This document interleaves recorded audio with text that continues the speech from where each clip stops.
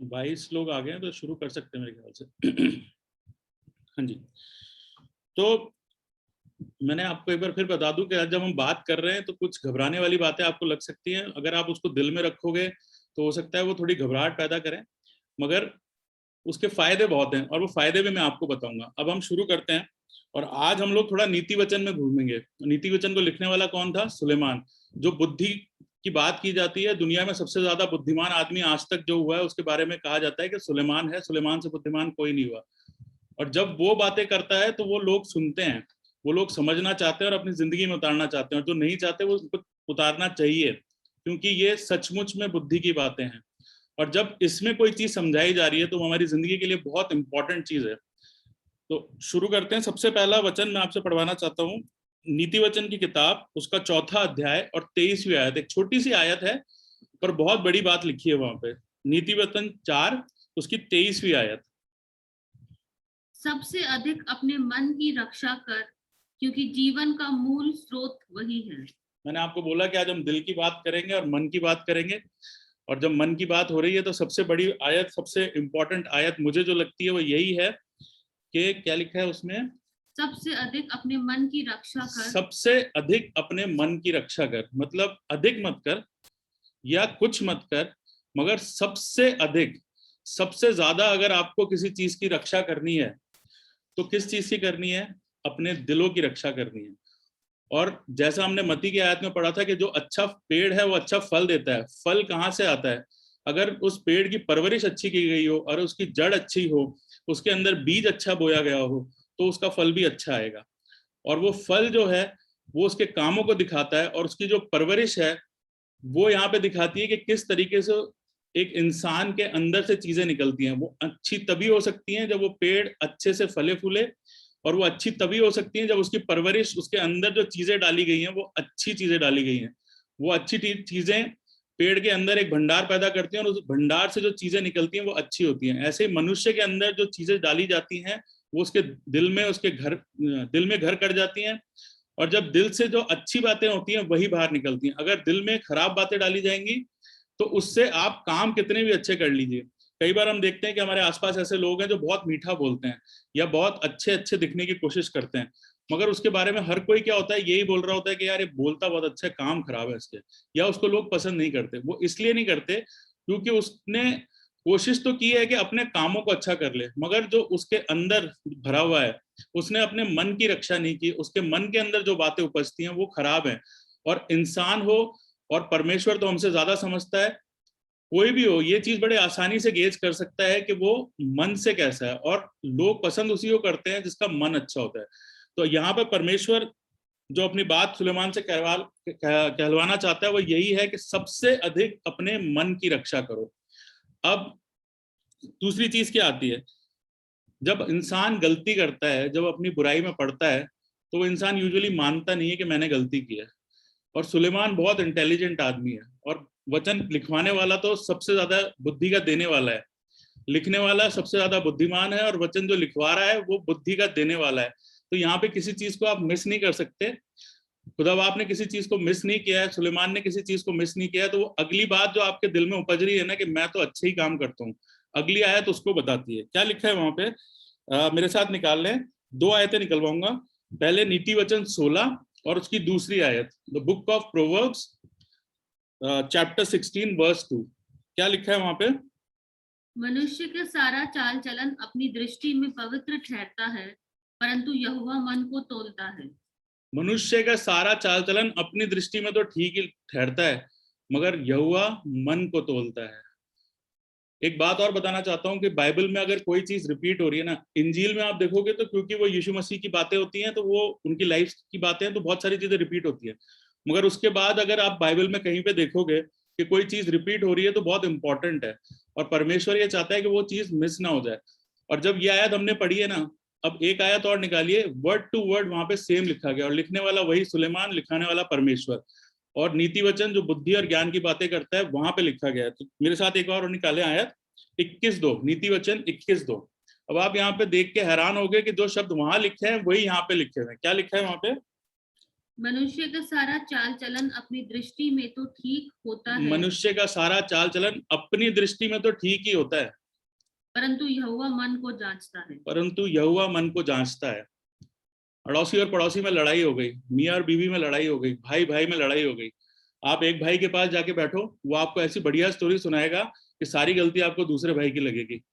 दूसरे पड़ोसी के पास जाके बैठो, जब वो कहानी सुनाएगा तो वो और भी इंटरेस्टिंग लगेगी और आपको लगेगा गलती तो सारी सामने वाले की है, इसकी तो कोई गलती नहीं है। हर आदमी जो स्टोरी सुनाता है, आप चोर के पास जाओ, चोर भी बोलेगा मैंने चोरी की तो उसके पीछे बहुत बढ़िया रीजन था, इस वजह से मैंने चोरी की, मैं ऐसे चोरी नहीं करता। बहुत सारे लोग झूठ बोलते हैं, तो झूठ बोल के हमें सेकुलर वर्ल्ड में सिखाया गया है कि अगर एक झूठ से अगर किसी का भला होता है तो वो 100 सच से बेहतर है। बाइबल हमें सिखाती है झूठ झूठ है, जैसे 1 रुपए की चोरी और 1 करोड़ की चोरी बराबर है, वैसे ही सच सच है, झूठ झूठ है। अगर झूठ आप किसी भी वजह से बोल रहे हो, उस झूठ का पाप ही गिना जाएगा, उसको सिन ही माना जाएगा, उसको किसी तरीके से बदला नहीं जा सकता। तो मनुष्य क्या है, जब गलती करता है ना, तो वो इस चीज को कभी नहीं मानता कि मेरी गलती है, मैंने किया है। वो हमेशा कोशिश ये करेगा कि दूसरी चीजों पे, ख्याल हालातों पे, किसी ना किसी चीज पे डाल देगा। मगर मैं आपको बता दूं कि परमेश्वर मन को तोलता है। अगर आपसे गलती हुई है और आपने बिना उस सोच के साथ किया है कि मुझे गलती करनी है, अगर आपके सचमुच में गलती हुई है तो परमेश्वर आपको माफी देने के लिए तैयार है। मगर आप दिल में जानते हो कि आपसे गलती हुई है और वो गलती अगर आप कर रहे हो, तो परमेश्वर से माफी मांगने का हक शायद तब तक नहीं है जब तक आप सचमुच में दिल से उस चीज के लिए रिपेंट करो कि हाँ मैंने जानते बूझते ये गलती की। परमेश्वर माफ कर देगा तब भी, मगर फिर आपको ये गलती माननी पड़ेगी कि हाँ जानते बूझते मुझसे हुई है। तो पहली चीज हमने देखी कि दिल से बुरी बातें निकलती हैं। दूसरी चीज हमने देखी मनुष्य मानता नहीं है कि हमसे गलती हुई है। अब तीसरी बात आ जाती है, जब आपकी गलती पकड़ी गई, सड़क पे लड़ाई हो रही थी, 2 जनों एक्सीडेंट हो गया गाड़ियों का आपस में, दोनों ने देखा कि कोई आसपास नहीं है, दोनों एक दूसरे पे गलतियां मरने लग गए। अब क्या हुआ कि जैसे ही तीसरा एक व्यक्ति आया और उसने देखा कि यार गलती तो एक्स की है, दूसरे वाले की नहीं है, और उसने गलती उसकी पिन पॉइंट कर दी। हम मनुष्यों के लिए लें कि हम लोगों की गलती पकड़ी गई और ये मान लिया गया कि ये गलती जो है ना, ये इसी से हुई है, तो हम फिर पलटी मारते हैं। और पलटी क्या मारते हैं, हम भोले बन जाते हैं। हम ऐसे हो जाते हैं कि गलती से गलती हो गई साहब। तो बाइबल है, लिखने वाला वही सुलेमान है, लिखवाने वाला वही परमेश्वर है जो बुद्धि को देता है। अगली आयत पे आते हैं, क्या लिखा है वहां पे, मेरे साथ निकालें। नीति वचन की किताब में रहेंगे, उसका 24वां अध्याय और दूसरी आयत। यदि तू कहे कि देख मैं इसको जानता ना था, यदि तू कहे देख मैं इसको जानता ना था, तो क्या मन का जांचने वाला इसे नहीं समझता? तो क्या मन का जांचने वाला इसको नहीं समझता। पहले तो आप अड़ गए कि गलती मेरी नहीं है, सामने वाले की है, फिर भी आपकी गलती पकड़ी गई, तो आपने अपने जो मन है ना उसको ट्विस्ट करा दिया, एकदम यू टर्न मान लिया कि साहब गलती से गलती हो गई, मुझे पता नहीं था कि ऐसा होना चाहिए। मगर परमेश्वर हमारे दिलों को जानता है, वो हमारे दिल के से निकलने वाली हर एक सोच को जानता है, वो अंदर क्या उपज रहा है उसको जानता है, और इसीलिए वो कह रहा है कि हमें अपने दिलों की रक्षा करना जरूरी है। इसीलिए वो कह रहा है कि हमारे को अपने दिलों की रक्षा करनी जरूरी है, क्योंकि जो बुराई है वो दिल से ही उपजती है। पहले हमने गलती करने की बुराई की, फिर हमने उसको दूसरे पे थोपने की बुराई की, फिर हमने उससे पलटने की बुराई की। तो बार बार जो बुराइयां है ना वो दिल से ही निकल रही हैं। और परमेश्वर हमारा ऐसा परमेश्वर है, वो हमारी गलती को भी जानता है, वो हमारे मुकरने को भी जानता है, वो हमारे भोलेपन की एक्ट को जो हम करने की कोशिश करें ना उसको भी समझता है। आगे क्या लिखा है उसमें, और क्या तेरे प्राणों का रक्षक इसे नहीं जानता? क्या तेरे प्राणों का रक्षक इस बात को नहीं जानता? और क्या वह हर एक मनुष्य के काम का फल उसे ना देगा? और क्या हर एक मनुष्य को उसके काम का फल ना देगा? काम का फल क्या है? काम क्या हो रहा है? जो बीज हमारे दिल से निकल के आ रहा है, जो बुराई हमारे दिल से निकल के आ रही है, उसका जो फल है वो लोगों को दिखाई देता है। और उस फल का जो भी रिजल्ट है, जो भी पनिशमेंट मिलेगा, उसका रिवॉर्ड मिलेगा, वो परमेश्वर हमको देगा, क्योंकि वो अच्छे से जानता है कि आपके दिलों में क्या उपज रहा है। इसलिए जरूरी क्या है कि हम अपने दिलों को हमेशा उसकी रक्षा करें। यहोवा मन को जांचता है। एक आयत और निकालेंगे मेरे साथ, यिर्मयाह की किताब, उसका 17वां अध्याय और 10वीं आयत। यिर्मयाह 17:10, क्या लिखा है वहां? मैं यहोवा मन की खोजता और हृदय को जांचता हूँ, ताकि प्रत्येक जन को उसकी चाल चलन के अनुसार अर्थात उसके कामों का फल दूं। परमेश्वर क्या जांच रहा है? वो आपके कामों को नहीं जांच रहा है, वो आपके मनों को जांच रहा है। वो जब आपके मनों को जांच रहा है, आप ये मान के चलिए कि आपने बुराई की, उससे पहले जो जो एक्ट है ना बुराई होने का, हमने सोचा कि हम किसी को मारेंगे और मारने पहुंचे, उससे पहले वो गलती हमारी रजिस्टर हो गई। आपने मारा या नहीं मारा वो बात की बात है, मगर जो चीज आपके दिल से निकली वो चीज परमेश्वर ने देख ली, जान ली, समझ ली, और ये भी जान लिया कि ये गलती है, ये सचमुच में आदमी करना चाहता है, और उसको उसने रजिस्टर कर लिया। इसलिए बहुत जरूरी है कि हम अपने दिलों की रखवाली करें। हमारे को अपने दिलों की रक्षा करना सबसे ज्यादा जरूरी है। एक और आयत निकाले जो अभी हमने शुरुआत में सबसे पहले जो रेफरेंस पढ़ा था मती का, उसी में है मती की इंजील 12वां अध्याय और उसकी 6ठी आयत। मती की इंजील 12वां अध्याय और 6ठी आयत। सॉरी, मती की इंजील 12वां अध्याय और 37th आयत। 37th आयत। क्योंकि तू अपनी बातों के कारण निर्दोष और अपनी बातों ही के कारण दोषी ठहराया जाएगा। क्योंकि किसी और के कहने से नहीं, किसी और के कामों से नहीं, अपनी ही बातों के कारण निर्दोष या दोषी ठहराया जाएगा। कुल मिला के बात यहाँ पे समझने वाली ये है कि हमें अपने दिलों की रक्षा करनी है। अगर हम अपने दिलों की रक्षा नहीं करते, अगर अपने आप को, दिल को सही ट्रेन नहीं करेंगे, तो हमारे दिल से जो बुराइयां निकलती हैं वो बुराइयां हमारे कामों में झलकती हैं, और वही काम हमारे को सही या गलत के रास्ते पे ले जाते हैं। अब जरूरत क्या है?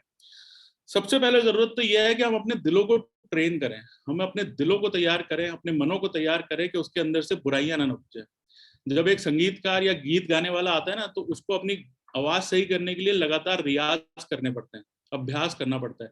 क्रिकेट आप खेलते हो, कोई गेम आप खेलते हो, तो आपको लगातार अभ्यास करना पड़ता है, लगातार अपने आप को याद दिलाना पड़ता है कि मुझे ये काम करना है। कई लोग मेहनत से घबराते हैं, तो उन्हें याद दिलाना पड़ता है नहीं, मेहनत करनी पड़ेगी अगर आपको एक्सीलेंस चाहिए तो। बच्चे जब पढ़ाई करते हैं तो उनको अपने आप को लगातार याद दिलाना पड़ता है कि मुझे इतने घंटे पढ़ाई करनी पड़ेगी, तभी मेरा दिमाग ट्रेन होगा और उसके बाद ही मैं रिजल्ट ला पाऊंगा। ऐसे ही हमें भी अपने दिल को, अपने दिमाग को, या जहां से भी हमारी सोच उपजती है, मन को हमें तैयार करना पड़ेगा, ताकि वो इस तरीके से ट्रेन हो कि उससे अच्छी ही बातें निकलें। अगर बुराई निकलेगी तो बुरी बातें बुरा फल लेके आएंगी। अभ्यास करने से पहले जरूरी क्या है? उससे पहले जरूरी है कि हम सही और गलत समझें। वो इंग्लिश में कहावत है कि परफेक्ट प्रैक्टिस, लोग कहते हैं कि practice makes a man perfect, बहुत सारे लोग बोलते हैं perfect practice makes a man perfect. अगर आप गलत प्रैक्टिस कर रहे हैं, मोनी क्रिकेट खेलता है, वो हमें बता सकता है कि भाई, जिन्होंने भी खेला है वो भी बता सकते हैं कि अगर आप बैटिंग की प्रैक्टिस कर रहे हो तो आपकी बैटिंग ही अच्छी होगी, बॉलिंग अच्छी नहीं हो जाएगी। अगर आप बॉलिंग की प्रैक्टिस कर रहे हो तो बॉलिंग ही अच्छी होगी, फील्डिंग अच्छी नहीं हो जाएगी। तो आपको इंडिविजुअली हर चीज की प्रैक्टिस करनी पड़ेगी ताकि सारी चीजें बेहतर हो। तो पहले तो आपको समझना ये जरूरी है कि हम सही करना क्या चाहते हैं। उसके लिए जानना ये जरूरी है कि सही क्या है और गलत क्या है। और सही और गलत का ज्ञान कहाँ से आता है? सही और गलत का ज्ञान हमारी बुद्धि से आता है। बुद्धि का देने वाला कौन है? परमेश्वर है। तो इसलिए कि हम अपने दिल को ट्रेन कर सकें, उसे सही अभ्यास करा सकें, उसे सही रियाज करा सकें, हमें सबसे पहले सही गलत का ज्ञान चाहिए, और सही गलत के ज्ञान के लिए हमें बुद्धि चाहिए। और बुद्धि हमें कहाँ से मिलती है? नीति वचन में निकालेंगे, नीति वचन की किताब, उसका 9वां अध्याय और 10वीं आयत। नीति वचन 9-10। यहोवा का भय मानना बुद्धि का आरंभ है, और परम पवित्र ईश्वर को जानना ही समझ है। यहोवा का भय मानना ही बुद्धि का आरंभ है। अगर आपको बुद्धि का आरंभ चाहिए, अगर आपको दुनिया की शुरुआत जहां से हुई अगर उसके बारे में पता करना है, तो आपको जेनेसिस की किताब में जाना पड़ेगा। आप नए नियम से शुरू नहीं कर सकते। ऐसे ही अगर हमारे दिल में अगर हमें सही प्रैक्टिस करानी है तो बुद्धि चाहिए। और बुद्धि कहाँ से आती है? उसकी शुरुआत कहाँ से होती है? बुद्धि की, विजडम की जो शुरुआत है वो कहाँ से होती है? यहोवा का भय मानने से होती है। मैंने अभी एग्जाम्पल दिया पिता का। हमारे घरों में पिता जो होते हैं या बड़ा जो भी होता है, हम उसका भय रखते हैं। जो भी हेड ऑफ द फैमिली है उसका भय, हम उससे प्रेम करते हैं। ऐसा नहीं है कि हम उसके आने से थर-थर कांपने लगते हैं। मगर जब भी हम गलत काम करते हैं तो हमें ध्यान आता है कि हमारे घर में कोई है जो हमको चेक करेगा कि तुमने गलत काम कर दिया। और वो झिझक, वो डर जो हमारे दिल में होता है, वो हमें गलत काम करने से रोकता है। ऐसे ही हमें हर समय अपने दिमाग को ये याद दिलाना जरूरी है, अपने दिल को ये दिमाग याद दिलाना जरूरी है कि सबसे पहले परमेश्वर हमारी हर बात को जो हमारे दिल में उपज रही है ना, वो चीज वो वही जानता है। एक और आयत निकालेंगे, यही जो वर्ड्स हमने पढ़ी कि यहोवा बुद्धि का शुरुआत है, इसी की एक्सटेंशन मैं बोलूंगा कि बुद्धि यहोवा के डर से पैदा होती है, मगर सिखाता कौन है उसके बारे में नीति वचन में निकालेंगे। पहला अध्याय उसकी 7वीं और 8वीं आयत। नीति वचन पहला अध्याय 7वीं और 8वीं आयत। यहोवा का भय मानना बुद्धि का मूल है। बुद्धि और शिक्षा को मूढ़ ही लोग तुच्छ जानते हैं। हे मेरे पुत्र, यहोवा का भय मानना बुद्धि का मूल है। बुद्धि का मूल है। ये तो वही वर्ड्स रिपीट हो गई। अब इसका एक्सटेंशन क्या है आगे? बुद्धि, नेक्स्ट आयत। हे मेरे पुत्र, अपने पिता की शिक्षा पर कान लगा और अपनी माता की शिक्षा को ना तज। अपने पिता की शिक्षा पे ध्यान लगा और अपनी माता की शिक्षा को ना तज। बुद्धि आती है परमेश्वर के भय से, और परमेश्वर ने जिम्मेदारी किसको दे दी है? माता और पिता के ऊपर। आज आपकी जिंदगी में जो आप जिस तरह के भी बन रहे हो, जिस तरह के भी आप हो, जो भी काम आप कर रहे हो, वो लोग कैसे पहचान सकते हैं? वो यही बोलेंगे, अगर किसी क्रिकेटर का बेटा क्रिकेटर बन जाता है तो बोलते हैं कि यार ये तो क्रिकेटर का बेटा है, ठीक है ना। अगर कोई सिंगर का बेटा सिंगर बन जाता है तो वो उसके बाप के नाम से जानते हैं कि ये तो उसका बेटा है। कोई एक्टर का बेटा एक्टर बन जाता है तो उसके बाप के नाम से जाना जाता है कि ये उसका बेटा है। क्यों? क्योंकि बाप ने वो तालीम जो उसके पास थी, जो नॉलेज उसके पास थी, जो एक्सपीरियंस उसके पास था, वो उसने अपने बच्चों को दिया है। ऐसे ही यहाँ खुदा बाप ने जिम्मेदारी माँ बाप को दी है कि वो अपने बच्चों में वो तरबियत डालें, वो सारी चीजें उनके अंदर इनकलकेट करें जो उन्होंने अपने माँ बाप से सीखी है या वचन से सीखी है। वो अच्छाइयां जो उनके पास आई हैं वही आगे ट्रांसफर करें। अब बाइबल किसी चीज को अधूरा नहीं छोड़ती। हमने सीखा कि दिल बुराई कहाँ से आती है? दिल से आती है। दिल के लिए हमने सीखा कि बुद्धि चाहिए, बुद्धि के साथ यहोवा से चाहिए। यहोवा बोल रहा है कि पिता को मैंने सिखा दिया, उससे सीख लेना। अब पिता कहाँ से सीखे उसके बारे में भी बाइबल हमें बताती है। उसके लिए निकाले मेरे साथ व्यवस्था की किताब, व्यवस्था विवरण की किताब, उसका 6ठा अध्याय और 2री आयत। यहाँ पर पिता के लिए उसने वो छोड़ दिया है कि आपके पास माँ बाप कहाँ से सीखेंगे और बच्चों को कैसे सिखाएंगे। क्या लिखा है वहां पे? व्यवस्था 6:2।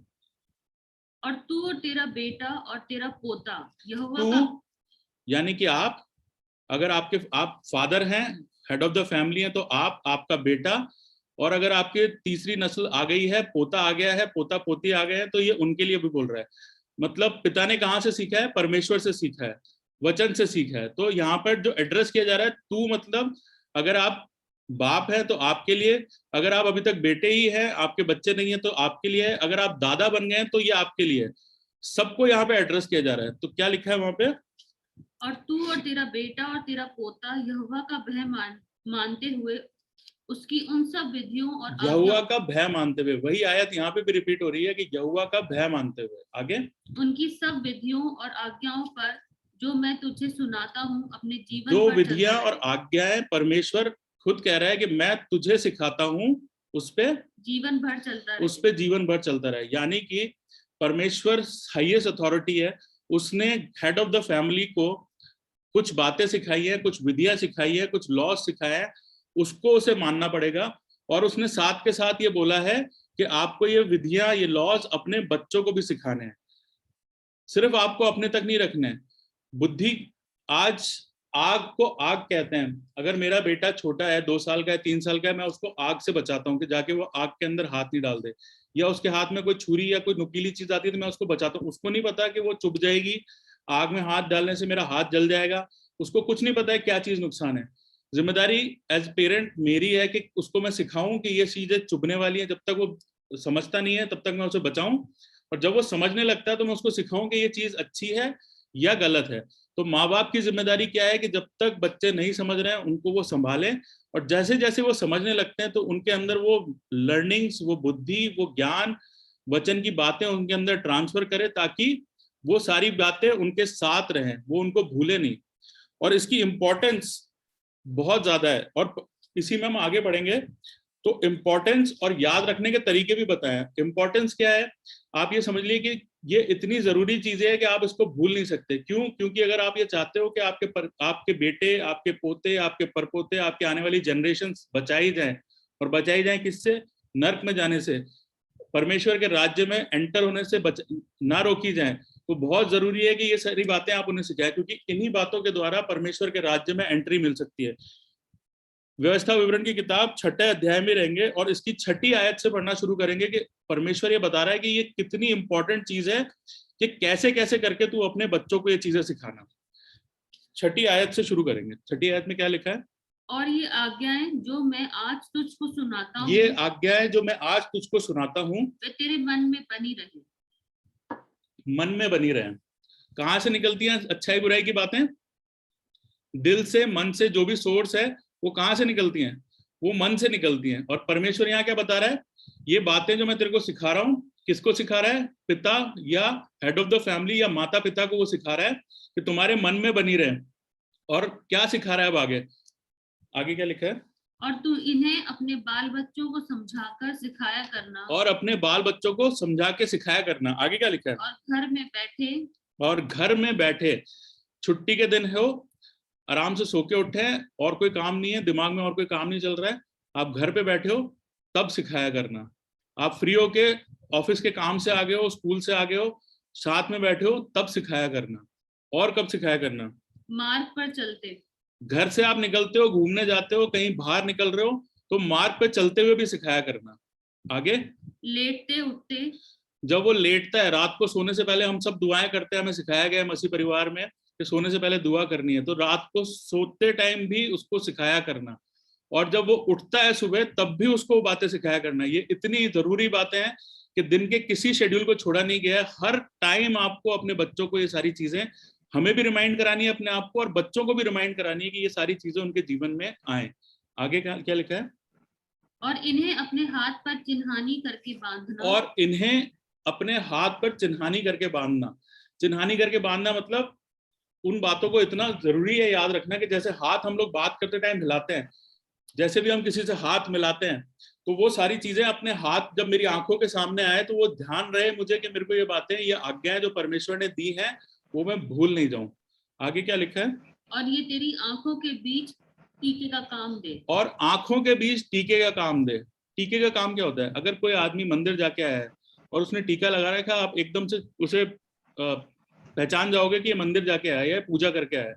तो आंखों के बीच में टीका लगाने के लिए एक तो सेंटर ऑफ द हेड है वो, और दूसरी बात जो कोई भी उसको देखेगा कि वो आज्ञा यहाँ पे लिखी है। आपके घर में अगर आप वो टीका लगा के घूम रहे हो तो आपके बच्चे देखेंगे कि वो टीका लगा हुआ है, वो उनको वापस रिमाइंड कराएगा। मैं ये नहीं बोल रहा हूँ कि आप कोई चीज लेके माथे पे टीका लगा लो, मैं वो नहीं बोल रहा हूँ, मगर मैं इंपॉर्टेंस समझा रहा हूँ इसकी कि इतनी इंपॉर्टेंट बात है। इन सारी बातों का मतलब ये है कि कुल मिला के हाथ में कुछ बांधना नहीं है हमें, टीका लगाना नहीं है हमें, मगर ये इतनी इंपॉर्टेंट बात है कि जब आप हाथ को देखो, जब आप जाग रहे हो, जब आप सो रहे हो, जब आप उठ के चल रहे हो, जब आप कुछ भी कर रहे हो, तो वो चीज आपको याद आनी चाहिए कि मुझे अपने बच्चों को ये चीजें सिखानी है।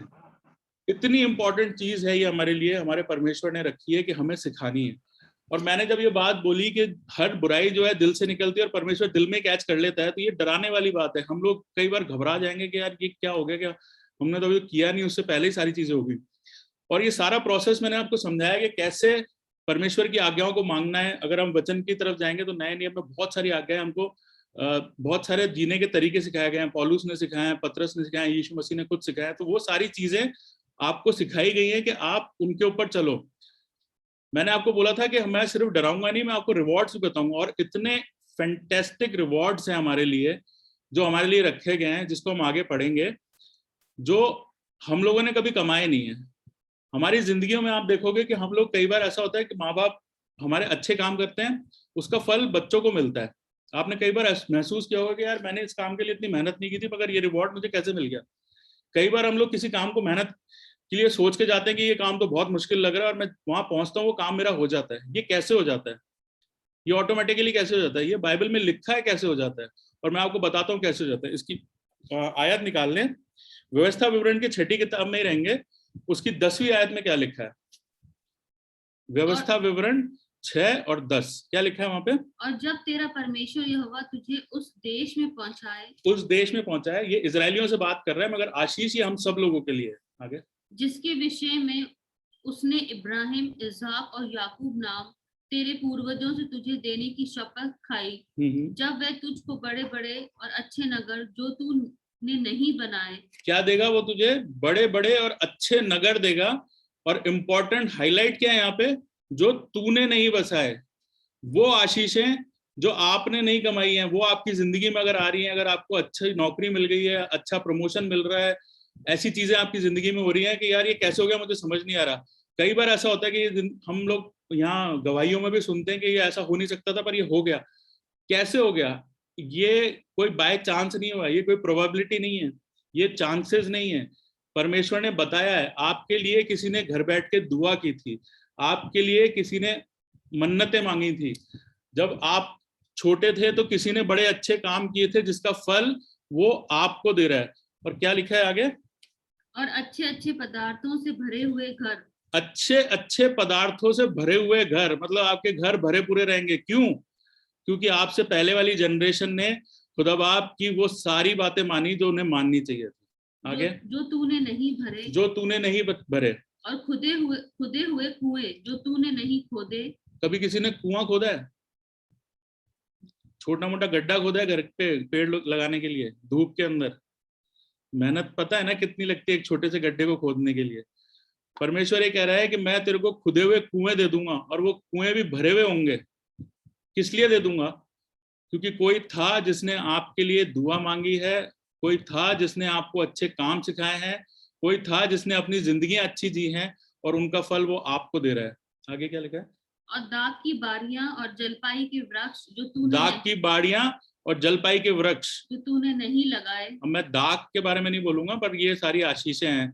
दाख सब गलत डायरेक्शन में ले जाएंगे, मैं उस तरफ नहीं ले जाऊंगा आपको। मगर ये आशीषों के लिए मेटाफर्स इस्तेमाल किए गए हैं, एग्जाम्पल्स इस्तेमाल किए, इलस्ट्रेशन इस्तेमाल किए गए कि वो पेड़, वो आशीषों के पेड़ जो आपने नहीं लगाए हैं, जिसको उगाने में आपने मेहनत नहीं की, जिसको बढ़ाने में आपने मेहनत नहीं की, मगर आपके माँ बाप ने मेहनत की है, आपके दादा दादी ने मेहनत की है, आपसे पहले वाली पुश्तों ने मेहनत की है, आपको उन्होंने सही राह पे चलना सिखाया, और उन आशीषों का फल आज आपको मिल रहा है। मेहनत किसी ने की थी, अब फल आपको मिल रहा है।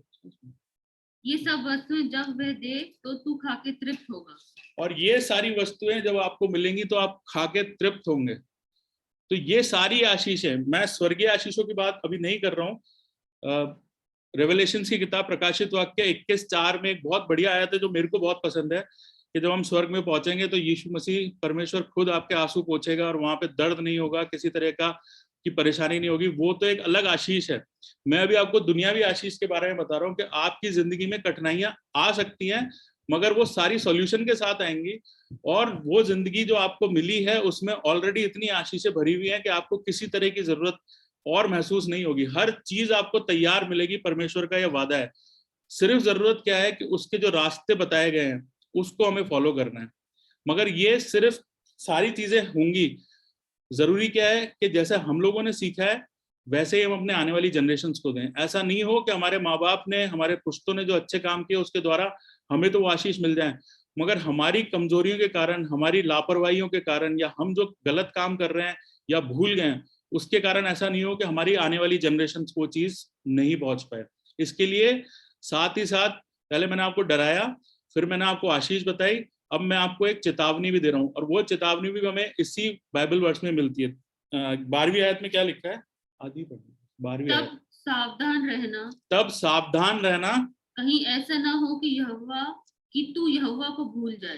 कि तू यहोवा को भूल जाए। यहाँ पे यही चेतावनी है कि तेरे बाप दादा जब इजिप्ट से इजरायली निकल के आए, रास्ते भर उनको परमेश्वर ने संभाला, उनको बढ़िया से बढ़िया कनान देश में पहुंचाया जहाँ दूध और मधु की धाराएं बहती थी, अच्छे से अच्छे पेड़ थे, बढ़िया से। आज इजराइल को हम जानते हैं कि उसके पास छोटा सा देश होने के बावजूद उसके पास हर चीज मौजूद है।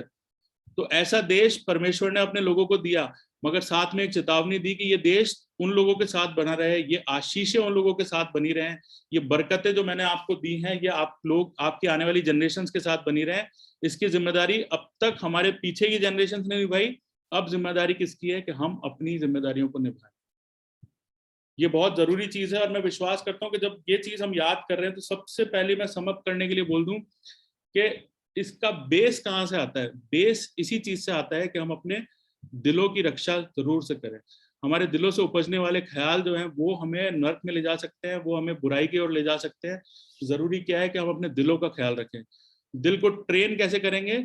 यहोवा का भय मान के, और अपने माँ बाप ने जो हमें अच्छी बातें सिखाई हैं उसके द्वारा।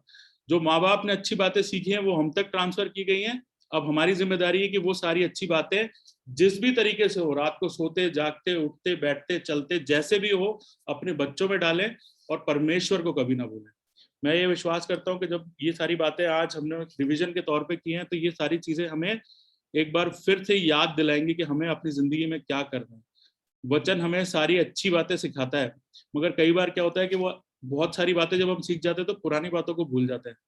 अभी मैं बहुत सारे लोगों को बोलूंगा कैखे गया गया सुना दे, तो बहुत मुश्किल हो जाएगा, मेरे लिए भी मुश्किल हो जाएगा, मैं नहीं सुना सकता, क्योंकि हम उसके आगे की जो लैंग्वेजेस हैं, मिंटू भी यहाँ बैठे हैं वो बताएंगे कि आईटी से रिलेटेड बहुत सारी लैंग्वेजेस होती है, वो सारी हम सीख गए, मगर कैखे गया गया शायद भूल गए, संस्कृत शायद भूल गए। क्यों? क्योंकि हमने उसको रिवाइज नहीं किया था। तो जिंदगी में कभी कभी ये जरूरत पड़ती है कि हम लोग उन चीजों को रिवाइज करें जो बेसिक्स हैं। हमारा दिल जहाँ से सोचें निकलती हैं, जहाँ से हमारे ख्यालात निकलते हैं, उसको ट्रेन करना बहुत जरूरी है। और हमें बार बार अपने आप को याद दिलाना जरूरी है कि काम नहीं, काम कहाँ से निकल रहा है, कहाँ से शुरू हो रहा है, वहां पर सही करने की जरूरत है। विश्वास करता हूँ कि आप सबको इस वचन के द्वारा आशीष मिली होगी। जय मसीह की। थैंक यू मसूद जी इस सुंदर वचन के लिए। अब मैं रिक्वेस्ट करूंगा मिस्टर रूफस स्टीफन से कि एंडिंग प्रेयर में हमारी अगुवाई करें। मेरी आवाज आ रही है?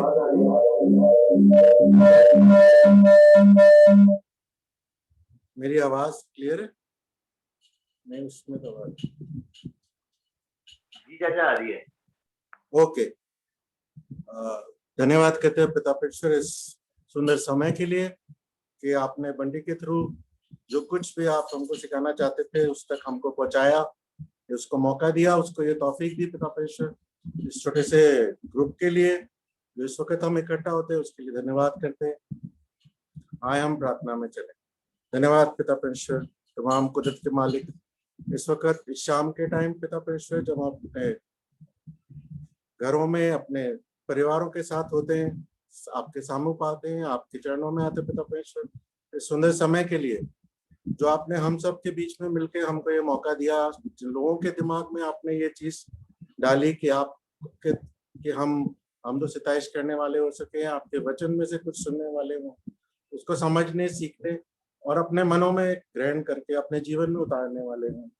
जैसा कि आज का वचन आपने दिया पिता परमेश्वर कि हम अपने मनों को संभालें। बाइबल में लिखा है कि तेरा मन का गुनाह तेरे शरीर के गुनाह से ज्यादा बड़ा है। तो पिता परमेश्वर ऐसी तौफीक दे कि हम अपने गुनाह मन में भी सोचने वाले ना हो सके। आपने जो आत्मा हमारे अंदर दी है पिता परमेश्वर, जिसको दुनियावी तौर पे हम कॉन्शियसनेस कहते हैं पिता परमेश्वर, जो हमको सिखाती है कि जब हम किसी गलत काम में जाने वाले होते हैं तो एक आवाज आती है पिता परमेश्वर पीछे से कि ये तो गलत करता है। उसको हम सुनने वाले हों, अपने जीवन में उतारने वाले हों और अपने आने वाली जनरेशन को उस चीज को सिखाने वाले हों कि पिता बच्चों अपने उन चीजों को सुनो जो एक आवाज पिता परमेश्वर के तौर पर आपके मन में आती है, आपको वो हर एक गलत काम करने से रोकती है पिता परमेश्वर। दुआ चाहते हैं इस वक्त इस छोटे से जुन के लिए जो आपने हमको दिया कि हम रोज बरोज इसमें आगे की ओर बढ़ते हैं। आपने हमारे बीच में वो लोग भी है पिता परमेश्वर जिनको आपने एक अच्छी सिताइश करने के लिए आवाज दी, वो लोग जो वचन बांट सकते हैं, वो लोग जो वचन को समझते, वचन को आगे बढ़ाने वाले हो सकते हैं। दुआ चाहते हैं इन तमाम बीमारों के लिए जो हमारे परिवार में या हमारे परिवारों से बाहर हैं, क्योंकि पिता परमेश्वर इस दुनिया का हर एक जन, हर एक इंसान आप ही का है, आप ही के बच्चे हैं पिता परमेश्वर। सब लोग कुछ भटके हुए हैं, कुछ आपके करीब हैं, उन सबको संभाले पिता परमेश्वर की एक दिन सब एक खत्ते में जमा होने वाले हो सके। उन तमाम बीमारों को जो अस्पतालों में, अपनी जगह घरों में तक दुख तकलीफ में पिता परमेश्वर, उन तक अपनी तसल्ली भरा हाथ दें, हर एक पर अपना तसल्ली भरा हाथ दें पिता परमेश्वर की। जो तसल्ली आप दे सकते पिता परमेश्वर इस दुनिया में कोई नहीं दे सकता। वो जानने समझने वाले हो कि हर एक तसल्ली जो उनको मिलती है वो आपकी तरफ से है। फिर से इस छोटे से जुन के लिए, आज के खूबसूरत दिन के लिए, आज के वचन के लिए सब बातों की धन्यवाद करते हैं और आशीष चाहते हैं भास्कर के लिए कि जिस तरह आपने उसको आज तक बढ़ाया, आगे भी उसके साथ हो, अपनी अकल समझ उस तक होने दे पिता परमेश्वर, ताकि वो आपकी इन बातों को और अच्छी तरीके बांटने वाला हो सके। इस ग्रुप के तमाम मेंबर को नाम बनाम आपके हाथ में सौंपते हैं। जब हम फिर से मिलते हैं तब तक के लिए आप हमारे साथ हो, हर एक को संभालें, हर एक की रक्षा करें तथा ताकि फिर से जब हम मिलें तो आपके नाम को धन्यवाद करें, आपके नाम को और आपके बेटे ने कहते हैं यीशु मसीह के नाम में होकर मांगते हैं, जिसने हमें यूं करना दुआ करना सिखाया कि ऐ हमारे बाप, आप जो आसमान पर हो, आपका नाम पाक माना जाए, आपकी बादशाहत आए, आपकी मर्जी जैसे आसमान पर पूरी होती इस जमीन पर भी। हमारे रोज की रोटी आज हमें बख्श दे, जिस तरह अपने कसूरों को माफ करते आप भी हमारे कसूरों को माफ करें, हमें आजमाइश में न पड़ने दें बल्कि बुराई से बचाएं। बादशाह, कुदरत और जलाल हमेशा अब तक आमीन। धन्यवाद। Thank you. Praise the Lord. Praise the Lord. सबको जय मसीह की।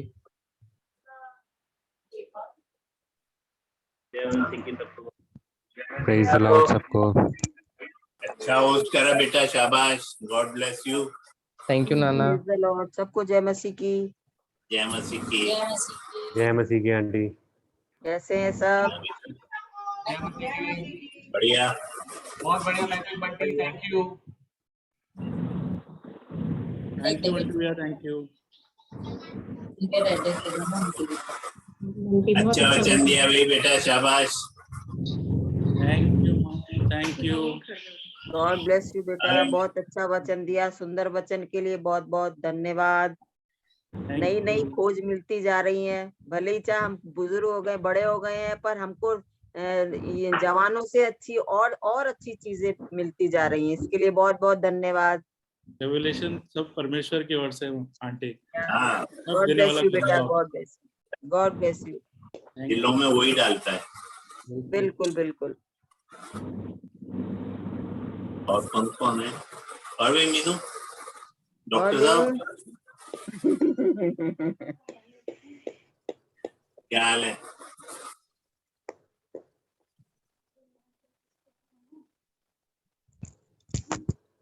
और कौन है?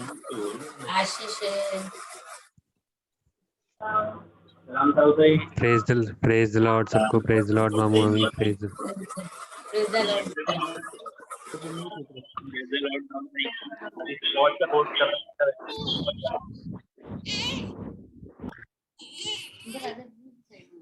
मम्मी आपकी स्क्रीन ऑफ है। मम्मी स्क्रीन ऑन करो, आपकी वीडियो ऑफ है। और भाई थियो, क्या हाल है? राजा भैया बहुत बढ़िया हैं। आप बताइए कैसे हैं?